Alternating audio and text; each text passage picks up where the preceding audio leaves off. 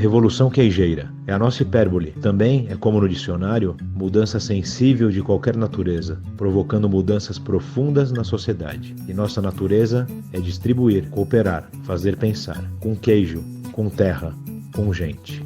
Para quem está chegando, estamos começando mais um Revolução Queijeira. Batalhador é um termo muito, né, que todo mundo fala, mas é uma pessoa que desbravou aí um mercado novo, a gente tem bastante coisa para conversar. Marina, antes do queijo e depois do queijo, o que mudou na sua vida? Bom, antes, obrigada, Fernando. Adoro, que eu tava morrendo de saudade. Só de ver vocês aí, só de estar acompanhando as lives, eu já tô conseguindo matar um pouco da saudade de vocês. Então, antes do queijo, eu sou jornalista, né? Eu atuei como jornalista por 10 anos e trabalhava em televisão. Aí eu tive um clube de cerveja por assinatura. E aí tinha alguma coisa que faltava, assim, na minha vida.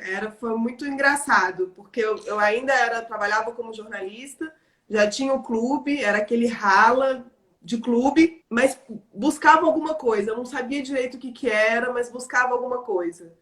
E um dia, um clique, não sei muito bem como, veio a história do queijo. Eu estava indo dormir, e aí eu na mesma hora eu já entrei no Google, comecei a procurar e descobri que não existia esse assunto no Brasil, não existia especialista. Se eu quisesse, um grande especialista me respondeu um e-mail e falou que se eu quisesse estudar queijo eu tinha que sair do Brasil. E como eu já estava com a cabeça cheia de coisa, deixei para lá. Corta, 2 anos depois, um amigo meu de São Paulo me marca na segunda ou terceira viagem da queijaria para Canastra. E aí pronto, aí foi igual a Carol. Aí o bichinho picou e eu fiquei louca, porque eu sou mineira e nunca tinha comido aquilo tudo. Lá mesmo eu liguei para minha tia, né, que hoje em dia está até tocando comigo a história de produção também, que a gente está começando. Não consegui entender por que isso não fazia parte da nossa vida. E aí começou. Então, foi isso, assim, eu fui deixando o jornalismo indo pro queijo. Quando era só cerveja, eu não tive coragem de deixar o jornalismo, não. Mas com queijo eu deixei. E eu lembro bem dessa viagem também, acho que foi por aí, segunda ou terceira, acho que sei lá, 2015, 16. E eu lembro assim, muita gente viaja com a gente, faz os cursos, a gente vai guardando algumas carinhas, outras não, porque obviamente que alguns entram de cabeça e outros não, e você, né, foi aos poucos entrando e está super de cabeça, obviamente, por isso que a gente está conversando aqui. E eu lembro naquela viagem da sua empolgação, quer dizer, você parecia uma criança naquela viagem. Você olhava as coisas e conversava com os produtores e fazia pergunta para mim, para todo mundo, como se fosse uma criança. Eu lembro muito bem. E eu fiquei muito louca, eu fiquei malucona, eu fiquei doidona, parecia que eu tinha tomado alguma coisa. Assim. Fiquei doidona, eu falei, caraca, que é isso? Que é isso que tá acontecendo? E como na época ainda era mais difícil essa questão da legalização, de certificação, então tinha coisa que ainda era meio velada, assim, não era claro por que eu não tinha acesso àquilo, era muito confuso ainda. Eu acho que estava ainda, você já estava abrindo esse caminho, mas para mim era muito novo e algumas coisas as pessoas ficavam com medo ainda de falar, sabe? Então eu tive que ir entendendo. Mas eu lembro que eu fiquei malucona, assim, doidona. E o seu lado jornalista deve ter te ajudado bastante, né? Porque essa questão de investigar, de tentar entender e você fazer as suas próprias perguntas, a gente conversou muito, né? E aí vou para a produção, loja, vou para lá, vou para cá. Você veio fazer curso depois do Empreendendo com Queijo para tentar entender como negócio também. Começou a se aproximar de vários produtores e aprender. Então você teve uma busca muito intensa lá atrás, né? Eu fiquei muito em dúvida se eu queria. Eu não queria entrar para essa parte só de aromas, de análise sensorial, essa coisa. Eu queria. Não era isso que eu queria.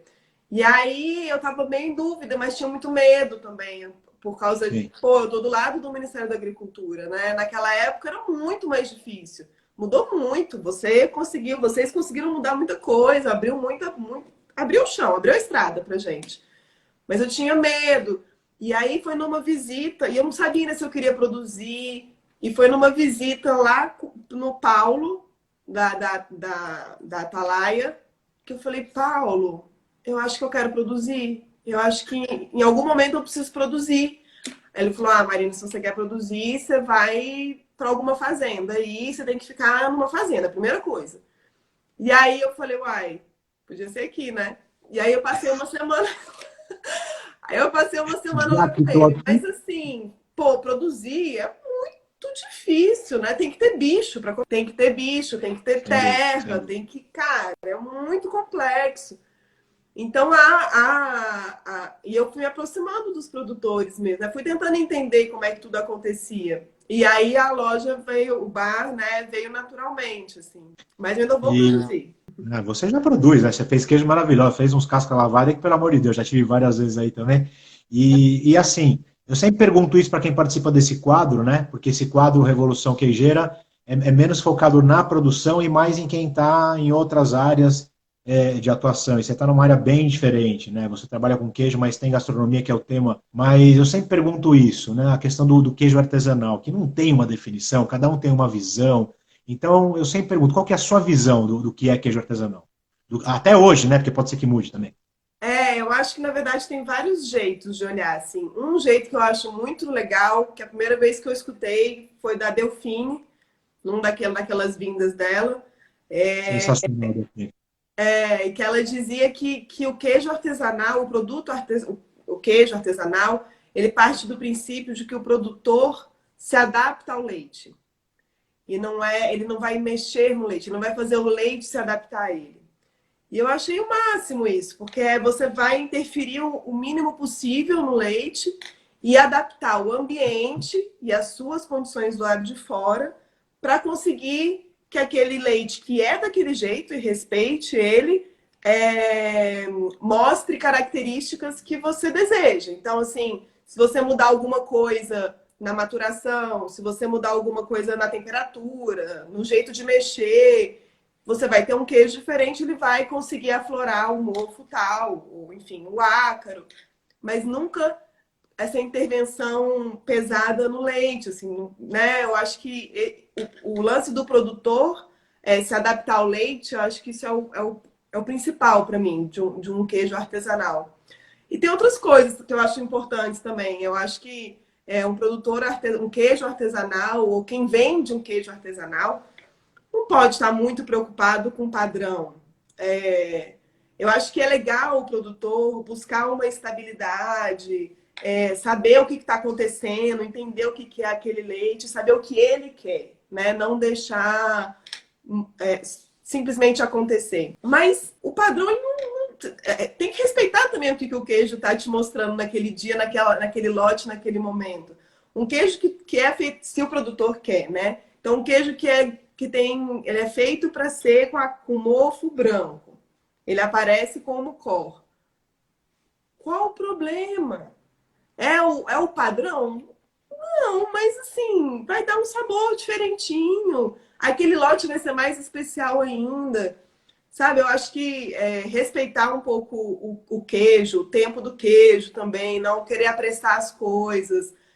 Lá no Teta, eu martelo isso muito, assim, porque às vezes acho que tem muito restaurante, muita loja que deve dar uma pressionada no produtor, né? Porque faz o cardápio com aquele queijo e aquilo lá Acho. precisa ficar engessado. A gente muda o cardápio em tempo inteiro, porque é sempre no tempo do produtor. E o produtor está sempre no tempo do queijo. Eu acho que é isso que é o artesanal. Passa por isso, assim. E eu acho que uma outra coisa que é legal, que é uma coisa que eu estou vendo agora, que eu estou montando a minha produção, planejando a minha produção, eu acho que o artesanal ele sempre vai abrir um pouco mão de litros para ter um produto que ele deseja, um produto de qualidade, um produto diferente. Então, assim, eu prefiro que a vaca produza menos litros, prefiro tirar menos litros, mas que ela tenha uma alimentação legal, que ela tenha um pasto legal, que ela tenha as condições, que eu respeite aquela terra, que eu respeite o meio ambiente. Então, isso a gente está tendo que colocar no nosso plano. Quando eu penso em produção, eu tenho que pensar nisso. Assim, eu não vou ter 20 litros por dia, 30 litros por dia. Não, vai ser 14. E tudo bem, porque aquilo lá vai dar um queijo diferente. E o artesanal é isso, assim, é respeitar isso também. Muito legal. Você falou de questões que, obviamente, eu concordo muito, questão socioambiental, essa questão do produtor, né? Essa visão, o que que ele quer, né? E aí, a partir disso, ele fazer essa interação com o queijo.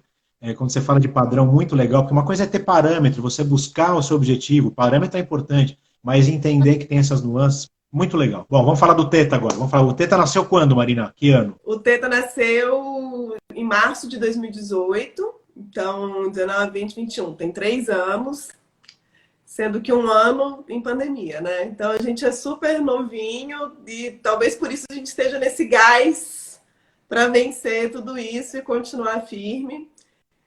O Teta, ele nasceu para ser um bar de queijos. Eu tinha muito medo de ter só a loja, medo de fiscalização, medo de não vender bem, medo de ser... Brasília tem uma coisa que tudo que é muito novidade assusta. E aí acabou virando uma mistura muito legal, porque como eu e o meu sócio, o André, são os três, né? O André, o Pablo e eu. A gente já mexia com cerveja, então a gente não queria também jogar fora esse conhecimento, então surgiu a ideia do bar de queijos. Então o Teta é isso, assim, desde o início. Ele era uma loja de queijos muito inspirado na queijaria. Lembro que a gente conversou muito, assim, né, sobre esse começo. Eu fiz aqueles cursos, você me deu muitas dicas. Aliás, contei, vai sair no... Estava contando outro dia que eu tenho uma pastinha de ataque com todas as informações dos queijos, que eu reuni todas as dicas que eu já peguei até hoje, de todo mundo que vende queijo. Mas é isso, assim. E aí, enfim, tem a parte dos queijos, que a gente vende os queijos no quilo. A parte do bar, que cada vez mais forte, drinks e harmonizações com drinks com queijo. E a parte de gastronomia, que também tem essa interação com queijo. Então, a ideia é vender o queijo do jeito que ele é entregue para a gente pelo produtor e vender o queijo transformado também em algum prato ou harmonizado mesmo diretamente com os drinks. Então, por exemplo, tem drink que vai mesmo com um pedaço de queijo em cima e tal. Então, é apresentar o queijo de jeitos diferentes. É legal. Eu queria tocar em alguns pontos aí, mas antes eu estava lembrando uma coisa que pela primeira vez me veio à mente. A gente já conversou muito, você já veio 200 vezes na queijaria, já fui aí, já dei aula aí junto com você. A gente realmente se gosta bastante, a gente se fala sempre, joga uns abacaxi um pro outro de vez em quando. E aí estava me vindo à mente aqui agora, uma vez você me perguntou em Brasília, mas Fernando, por que que você vem aqui? Por que que você ajuda? Eu não consigo entender direito, você me falou isso uma das vezes aí em Brasília. E aí eu estava lembrando aqui agora, Marino, uma coisa que eu acho interessante. A gente precisa falar de ética, né? A gente precisa falar de ética. E obviamente que a gente está construindo uma cadeia e tudo mais. E eu estava lembrando aqui que você foi uma das poucas pessoas que quando resolveu fazer o que você está fazendo, que é o Teta, você veio aqui em São Paulo e falou para mim, Fernando, eu preciso te contar uma coisa. Olho no olho, acho que numa queijaria na rua. Olha, eu não quero ser seu concorrente, mas eu vou abrir uma loja de queijo. Entendeu? E aí a gente começou a conversar, e não vai ter a cara da queijaria. Você foi toda delicada, vai ter a cara da queijaria, eu aprendi muito com você, mas vai ter o meu jeito e tudo mais. Então, assim, eu acho que são essas pequenas coisas de você falar o que você está sentindo e valorizar e ter gratidão, né, por um conhecimento, porque você não bebeu só na fonte da queijaria, você bebeu em diversas fontes, que faz com que a gente tenha carinho pelas pessoas que vêm e falem a verdade, que é o que eu estava falando com a Carol há pouco tempo, aí não fala o que vai acontecer, o que a gente precisa é se apoiar. Então, nesse sentido, eu tenho muito carinho pelo Teta, pelo que você faz, e trazendo agora assim, para a questão gastronômica, você faz um trabalho que praticamente ninguém faz, porque o que tem de gente trabalhando gastronomicamente com queijo é um monte, mas as pessoas trabalham com queijo sem conhecer, sem saber o porquê que está fazendo aquilo. Então, quando você trabalha com conhecimento, não estou nem falando a questão da harmonização e tudo mais, que isso aí você tira de letra. Mas a questão que eu queria trazer quando você falou há 3 minutos atrás, a gente muda o cardápio todo dia, a gente faz isso. Então, o queijo é a estrela. E você sabe, como você citou, que o grande problema é esse. Os restaurantes, eles querem o quê? Querem aquele queijo, com aquele padrãozinho para fazer aquela receita, e se vira, me entrega aqui a quarta-feira às 11 da manhã, quero o boleto para 30 dias, e é isso que eu quero, meu cardápio é esse. Então, essa visão que você tem, né, da complexidade do queijo e de transformar o cardápio diante de como está aquele queijo essa semana, faz do seu projeto, né, e dos seus parceiros aí um projeto especial. Então eu queria que você falasse um pouco sobre isso, da importância do queijo estar como centro e se adaptar a um cardápio. Você já falou, mas eu queria que você aprofundasse isso, por favor. Tá, não, e só lembrando, esse dia eu lembro demais, assim, o dia da queijaria na rua. Eu tava muito nervosa, eu queria muito te contar e saber se estava tudo bem mesmo, porque a gente fica quebrando a cabeça para fazer coisas novas e fazer coisas legais. A pessoa vai lá, abre todo o caminho. Eu vou, participo, ajudo na feira, aí abro uma coisa parecida. Eu falei, gente, eu preciso perguntar se está tudo bem, preciso saber se pode ser, se incomoda de alguma forma, né? E aí você me deu um abraço. Que, nossa, eu falei, ai, não, tá tudo bem, tá tudo certo. Mas é isso, assim, no Teta, a gente, é isso, o queijo manda. E muitas vezes é um posicionamento de... Minha amiga fala que eu sou a queijista. Posicionamento de guerrilha, às vezes, sabe? Porque é um queijo que, às vezes, causa estranhamento. Às vezes, a gente precisa se posicionar mesmo e bater um pouco o martelo. Queijo de casca lavada é o mais, assim, é um ótimo para levantar questões, né? As pessoas não estão acostumadas. Elas comem queijo de casca lavada na França e acham incrível, mas quando é aqui, acham esquisitíssimo. E é nossa função também ensinar, educar, mostrar que tá tudo bem, mostrar que é assim mesmo, que tem esse cheiro mesmo. Não vou trocar o queijo porque alguém reclama do cheiro do queijo, sabe? Eu me sinto responsável em mostrar que aquilo lá é um jeito de fazer queijo, aquilo lá é você pode não gostar.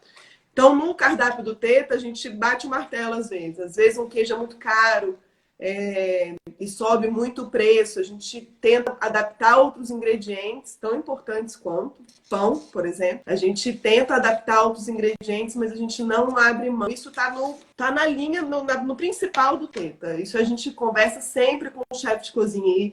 E no dia que isso ficou claro para ele, ele foi entendendo que a gente às vezes tem que mudar outras coisas, mas o queijo não. E a gente tenta criar esse mercado consumidor. Que Brasília é muito legal, porque Brasília Brasília está aberta a coisas novas. Mas rapidinho o cliente fica exigente. Então a gente não pode simplesmente soltar qualquer informação. Tem um compromisso ali de falar a coisa certa, porque senão daqui a pouco ele vai querer saber por que não está assim, e aquele mofo que você falou, mas não era para ser branco. Então a gente tenta passar a informação o mais correta possível de acordo com o que o produtor passa pra gente, e isso tá no cardápio. Então, mesmo que metade das pessoas não leia a informação sobre cada queijo que a gente coloca, o nome do produtor, o tipo de queijo, o tipo de leite que é usado, o nome da fazenda, isso está escrito no cardápio. E se tem espaço, quando é só o queijo, tem 3, 4 linhas sobre aquilo ali, sobre o que a pessoa vai comer. E é isso, assim, o queijo no Teta, ele realmente é a linha de condução. Ele é o elo entre os 3 setores, a loja, o bar e a cozinha. Ele linka todo mundo ali. E é muito engraçado, porque todo mundo que foi trabalhar lá, no começo, ninguém sabia nada, né? Do mesmo jeito que eu também não sabia nada há 4, 5 anos.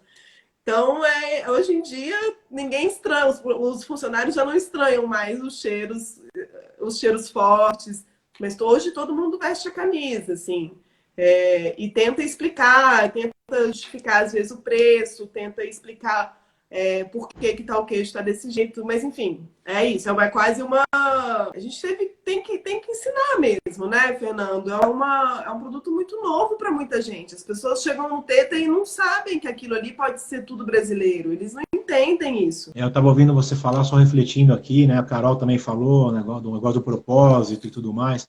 Tem gente falando, pô, que legal, estou me sentindo bem nas lives, mas por quê? Porque a gente está contando um pouco da história que a gente deixou de contar por um tempo, né? Então, quando você coloca como propósito a educação ou o enfrentamento, não é um enfrentamento puro e simples, porque é o meu negócio, então eu vou enfrentar. É que a gente precisa ter essa bandeira mesmo, para não cair no que a maioria dos negócios de alimentação caem, que é o seguinte, é o cliente chegando lá e falando um monte de coisa, você começa a se adaptar, e aí você vai só olhando o que o mercado diz, o que as pessoas querem comer, e não traz a experiência, né? Você não traz essa cultura queijeira que a gente fala sempre. Então, quando você bate firme, você fala, não, a gente bate o martelo mesmo, você está querendo o quê? Provocar experiência, falar do produtor, falar dessa nova cadeia, combater o complexo de vira-lata, E aí você mostra o propósito e, consequentemente, isso faz o Teta ser o que ele é e aí vem o retorno financeiro. As pessoas não conseguem entender essa lógica, que o retorno financeiro vem sim, mas se você construir essa questão, né? Tem muita gente entrando no que, a gente conversa disso em toda a live, e as pessoas não pegam esse contexto. Você acabou de falar 4, 5 anos atrás, eu não sabia de queijo. Falei com a Carol agora, 4 também. Em 2007 que eu comecei a pesquisar, não foi em 1977. A Elo acabou de falar comigo 8 anos atrás. Então é tudo muito novo. Se a gente não enfrentar, se a gente realmente não colocar o debate na questão da comida viva, do campo, do relacionamento com o produtor, da experimentação, vai ficar esse negócio. Então vamos comer tudo industrializado mesmo, comprar no pacote e pronto. Então o Teta é um bravo participante dessa revolução, porque você está aqui, né? Acho muito legal isso. Marina, mudando um pouco de assunto aqui, que a gente conversou um pouco antes e tal, e mulher, né? Assim, hoje foram 3 mulheres, cada uma falando do seu ponto de vista, e você é uma mulher especial por estar num momento especial em Brasília e tudo mais. Então, eu queria entender seu papel de mulher, se você, como que é isso? Como que é o significado de trabalhar com queijo sendo mulher num projeto que é revolucionário, que está querendo colocar o seu posicionamento e o campo e tudo mais. Queria que você falasse um pouco dessa questão. Como comerciante de queijo, como vendedora, representante desses produtores ali na loja, o machismo está em tudo quanto é lugar, né? Em vários momentos, em vários aspectos. Mas eu não vejo, para mim, ligado ao queijo. Para mim, Marina. Mas, quando eu vou visitar algum produtor, eu ainda vejo demais. Quando é o nome do produtor que sai no queijo e é a mulher que faz, aí eu vejo tanto que ainda a mulher está em segundo plano nessa produção, que é muito em dupla, assim, eles trabalham muito em dupla, e muitas vezes dentro da queijaria também. Então, na roça, claro, né, muito mais.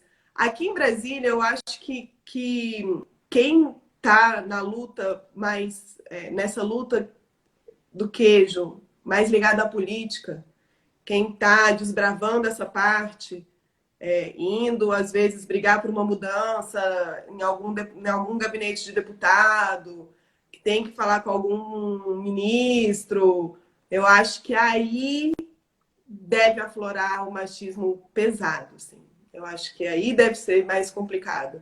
Eu estou numa situação muito tranquila, minha bolha aqui não me coloca muito vulnerável a isso. Assim, eu estou num bairro legal, eu sou branca, os meus clientes fingem bem, são educados. Então eu acho que eu tô bloqueada um pouco, sabe? Eu tô nessa minha bolha. Eu acho que quem tá numa luta mais política nessa nossa briga, que tem paciência de ir lá no Congresso, de ir lá nos gabinetes, de levar queijo, de falar com o deputado, de falar com o senador, aí eu acho que deve ser mais pesado. E com relação a trabalhar com queijo em Brasília, você até falou um pouco do povo de Brasília, assim por diante.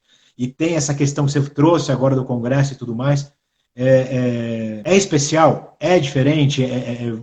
Tem uma carga diferente de trabalhar com o que você trabalha aí do que eu aqui em São Paulo, por exemplo? Ai, Fernando, eu sou meio suspeita, porque eu sempre falo que São Paulo não é uma cidade para amadores. Eu acho que São Paulo é tudo mais difícil. Tudo para mim, eu acho que Brasília é muito mais light. Acho São Paulo difícil demais. Eu fico imaginando os clientes super exigentes e essa fiscalização doida daí. Não, Brasília é de boa. Mas, assim, eu acho muito legal que é isso, assim, o consumidor brasiliense, ele tá aberto. A gente está aprendendo a ter coisas diferentes, sabe? A gente está aprendendo a ocupar espaço público. Já tem uns anos isso, mas é porque eu acho que a minha geração que foi ver isso. Tá aprendendo a fazer coisas que ninguém fez ainda. Então, é legal ser diferente, é legal fazer alguma coisa que é novidade, é legal arriscar. Ao mesmo tempo que o brasiliense, que a pessoa que mora aqui é muito aberta, tem essa vontade de coisas novas, que tem de novidade e tal, ela começa a ficar exigente. Então, no começo, ela é meio ignorante, né? Sem saber, assim, o que é isso e tal, que legal. Rapidinho, ela já fica muito exigente. Então, a gente tem que... Não dá para cochilar, sabe?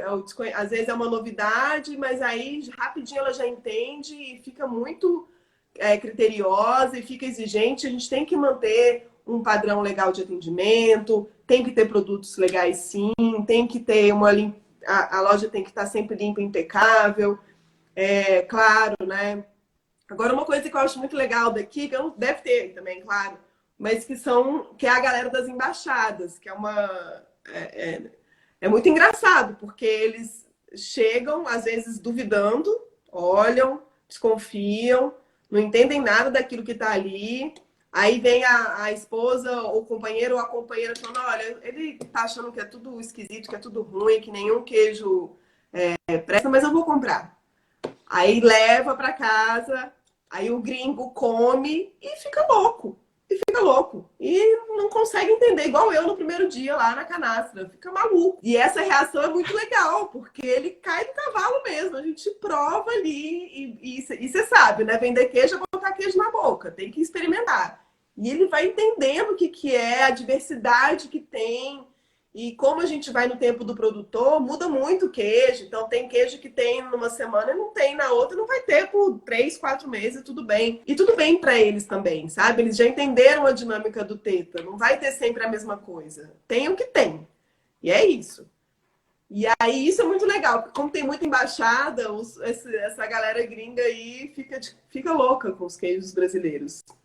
Realmente, a gente está indo muito bem, cara. A gente está indo muito bem. A gente está vendo uma massa crítica, cada vez mais gente, né, que entende esse contexto todo, que o queijo é um pano de fundo para mudar muita coisa. Eu estava lembrando de uma história dos franceses, né, que a gente começou a receber na queijaria, e depois de um tempo, o próprio consulado francês aqui no Brasil passou a fazer as reuniões comendo queijo francês, comendo queijo brasileiro e tomando vinho brasileiro, né? É bem parecido com essa história que você contou. Esse trabalho de formiguinha que vai fazendo as pessoas experimentarem e entender qual é o contexto que a gente está. Marina, queijo combina mais com cerveja ou com vinho, assim? Quer dizer, lógico que combina, tem várias combinações, mas assim, mais cervejas a gente consegue harmonizar com queijo ou tem o vinho é moleza? Fala um pouco sobre isso. É o seguinte, a cerveja é muito mais fácil de harmonizar do que o vinho. Eu não sei de onde veio essa história do vinho com queijo, francamente eu não sei, assim, porque a cerveja tem muito mais possibilidades e ela é muito mais amigável com a maioria dos queijos. Tem vinho que fica excelente com queijo, claro, óbvio, mas assim, as possibilidades de match são muito maiores com cerveja. Mas a minha descoberta com teta, na verdade, que eu acho que é a mais... que é super legal, é as possibilidades de drinks com queijo. Eu achei fantástico isso, assim, realmente dá para pirar juntando sabores e possibilidades dos queijos com drinks. É isso daí, queijo ele é coringa e por isso que ele está cada vez mais nas mesas. As pessoas perguntam, até onde a gente está querendo chegar, falou o dia que todo brasileiro quando entrar em casa, não vai servir mais café nem cerveja, vai servir queijo, aí a gente vai ficar tranquilo. Aí todo mundo entendeu que o queijo é o alimento para unir as pessoas, né? Devagarzinho a gente chega lá. Agora a última, que agora é saia justa de verdade. A gente está vivendo essa instabilidade, que uma hora vende, outra hora não vende, notícia ruim pra caramba, é duro de lidar. Às vezes a gente vai postar, não tem nem vontade de postar, que você está postando um queijo que é uma notícia boa no meio de tanta coisa ruim e tal. E os produtores ficam nessa onda também, e eles dependem da gente, quer dizer, nada existiria sem os produtores, né? Eles são a base de tudo. E eles dependem desses pontos de venda, principalmente desses que são responsáveis, como nós e vários outros, né? E nessa hora onde está todo mundo com estoque alto, as pessoas ficam lá na queijaria, pô, não vai comprar, e aí, como é que faz? Eu queria que você falasse assim, como que você entende essa pressão, como você lida com essa pressão, se você nem recebe essa pressão, porque nós na queijaria nós recebemos, né? No momento como hoje, essas 2, 3 semanas, é muito produtor implorando para a gente comprar queijo. E a gente tem que ter a responsabilidade de comprar e de tentar comprar de uma forma mais equitativa, para não só privilegiar um ou outro. Queria que você explicasse como é isso no Teta. Produtor, Marina, compra, não compra? Você consegue lidar bem? Sofre muita pressão, não? Eu percebi isso nessa segunda etapa da pandemia, veio mais forte, assim.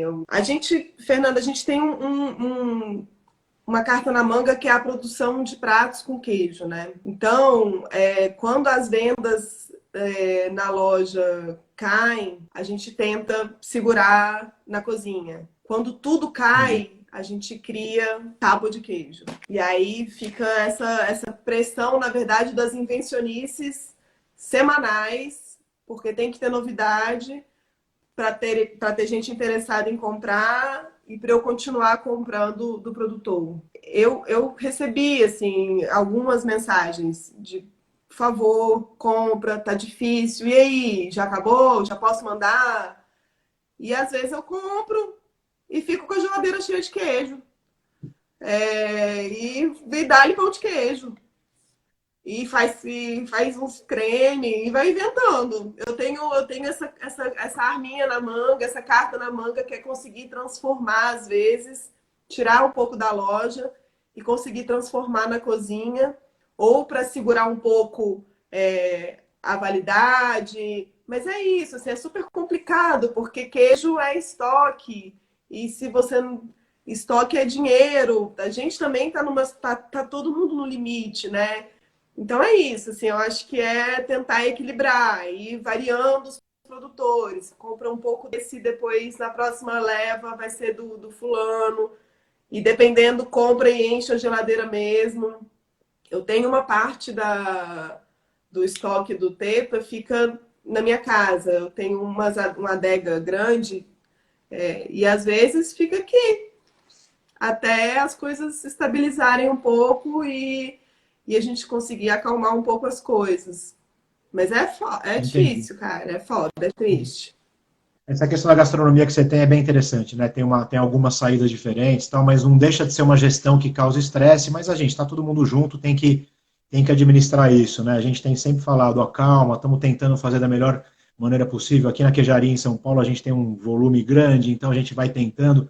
Aí tem um produtor ou outro que fica chateado porque não comprou, a gente fala, ó, mas comprei muito na semana passada, então calma que a gente precisa ajudar todo mundo, é difícil, né? A gente pede que o produtor entenda também que a gente não se relaciona com 3 4, né? A gente se relaciona com 40 60 80 produtores, então você tem que tentar ter um olhar mais coletivo para as coisas, né? Então não é fácil. A gastronomia ajuda bastante. Não, e tem outra coisa, Fernanda, o seu volume você vende muito, muito mais, assim. Então eu acho que isso é muito maior. Essa pressão acontece mais com você, com certeza. E eu acho que eu acho que é por isso também que a gente tem que estimular o produtor a ter mais compradores, né? Quando ele fica só com uma pessoa e vira e mexe, a gente troca figurinha em relação a isso, né? Marina, tem um produto legal, olha só que legal, você vai gostar do queijo dele. Então é legal a gente frisar isso também para o produtor, às vezes, né? De, olha, você tem que variar a sua venda. Não adianta você vender só para 2 pessoas, só para 3 pessoas. Vamos atrás de mais gente aí para você poder vender seu queijo. Num momento como esse, quem tem 2 não tem nenhum. É muito legal o que você falou. Acho que para os produtores que estão assistindo a gente, que vão assistir depois, né, com o programa gravado, é importante entender que a gente se fala, né? Que a gente primeiro faz um filtro para entender quem é responsável, quem não é, quem trabalha com queijo, né? Profissionalmente está procurando. A gente, pelo DNA Queijaria, que você conheceu o Lucas já, e que desenvolve um monte de produtor, aí o produtor vem falar, na queijaria tudo bem, e para quem que vende? Ó, Marina, atende esse cara, você manda um monte. Então a gente se conversa muito, exatamente por isso a gente não quer o produtor na mão de um, dois. E às vezes o produtor acha ao contrário disso, que a gente está querendo fechar, é ao contrário, né? E isso que você falou também da queijaria, que o Teta tem um projeto, a queijaria outro, a gente até brinca com os produtores, que às vezes eles acham que a queijaria não é a queijaria, é a cheparia, né? Então joga lá que a queijaria dá um jeito de vender. A gente fala, calma, gente. Não é só porque a gente educa, que você acabou de falar, o trabalho que você faz aí é o que a gente faz em São Paulo, experimenta tal. Não é porque o queijo está fora daquilo que você queria que você vai também vender de qualquer maneira, porque senão é tiro no pé também, né? Então, acho que está todo mundo compreendendo um pouco mais.